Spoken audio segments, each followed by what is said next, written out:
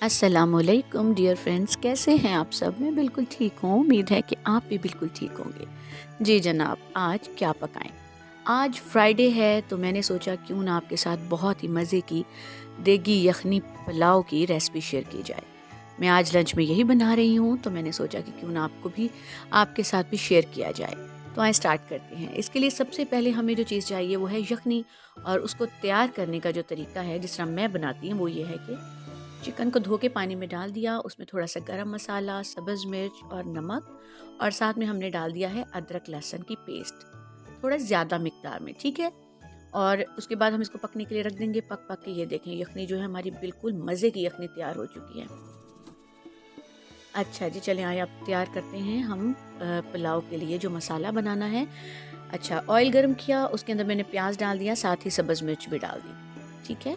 अब हम इसको फ्राई कर लेंगे जब तक प्याज अपना कलर चेंज करेगा। तो मैंने अदरक लहसुन का पेस्ट पीस के रख लिया है। ये ले, इतनी देर में क्या हुआ कि हमारे जो प्याज है उसने बहुत ही गोल्डन ब्राउन सा कलर ले लिया है, और इसमें अब हम डाल देंगे अदरक लहसुन का पेस्ट। अच्छा, ये जो अदरक लहसुन का पेस्ट है मैंने इकट्ठा जिस तरह हर घर में होता है, ग्रोसरी में इकट्ठा अदरक लहसुन लाई थी, और उसको मैंने छील के उसके दोनों को मिक्स करके पेस्ट ग्राइंडर में ब्लेंड करके रख ली है। ये मेरी आराम से 15 से 20 दिन चल जाती है। ये मैंने इसमें डाल के इसके बाद जो यखनी में जो चिकन हमने था बॉईल किया ना, वो चिकन जो है वो मैंने इसमें डाल दिया है। साथ ही मैंने काली मिर्च डाली है। नमक हम अभी ऐड नहीं करेंगे क्योंकि हमने ऑलरेडी यखनी में नमक डाला हुआ है। ये ना हो कि नमक तेज़ हो जाए।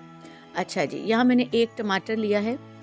मेरे पास फ्रेश टमाटर नहीं था तो मेरे फ्रीज़ किए हुए टमाटर था, वहाँ से मैंने एक टमाटर लेके उसको अच्छे से पीस के तो इसमें डाल दिया है। जो चिकन है वो भुन चुका है। अब इसमें हम जो है पानी डालेंगे।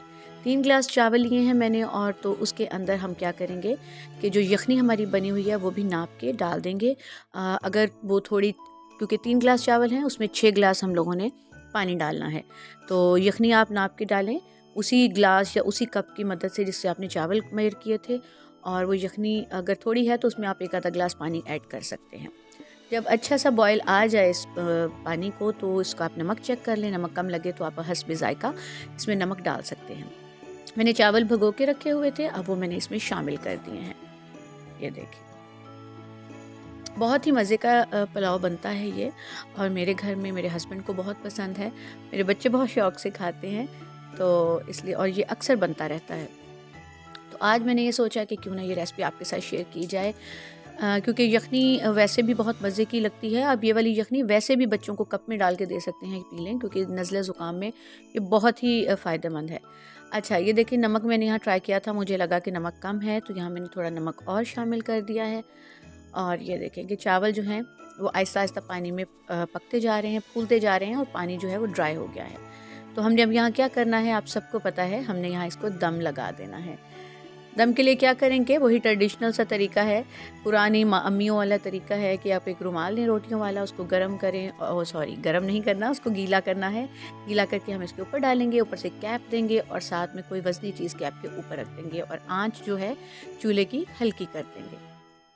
और वही 10 से 15 मिनट के बाद जो हमारा चावल है, देगी पुलाव है, बिल्कुल रेडी है। आप देख सकते हैं चावल बिल्कुल भी नहीं टूटे, बिल्कुल खड़े खड़े चावल हैं। और जो भी पुलाव हो, बिरयानी हो, उसमें चावल अगर खड़ा खड़ा आपको नज़र आए ना, तो समझें कि देख के ही हमारा पेट जो है ना वो भर जाता है और दिल खुश हो जाता है। तो चले आए, अब इसको बर्तन में निकाल लेते हैं। देखिए, बहुत खूबसूरत और बहुत मज़े का जो है ना वो देगी यखनी पुलाव बिल्कुल रेडी हो चुका है। तो मेरी रेसिपीज़ बहुत ही आसान होती हैं, मैं इसलिए हैं क्योंकि बहुत सी यंग बच्चियां हैं जो कि अभी कुकिंग सीखना चाह रही होंगी, या जिनकी शादियां होने वाली होंगी, तो वो मेरे चैनल से बहुत ही आसान सी रेसिपीज़ को डेली बेसिस पे जो कुकिंग होती है बहुत इजीली सीख सकती हैं।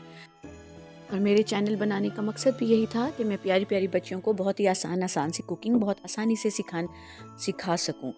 तो ये रेसिपी आप ज़रूर ट्राई कीजिएगा। आज की रेसिपी आपको पसंद आई हो तो प्लीज़ चैनल को लाइक कर दें, सब्सक्राइब कर दें, और बेल आइकन को प्रेस कर दें ताकि मेरी आने वाली सब वीडियोस आपको सबसे पहले मिल सकें।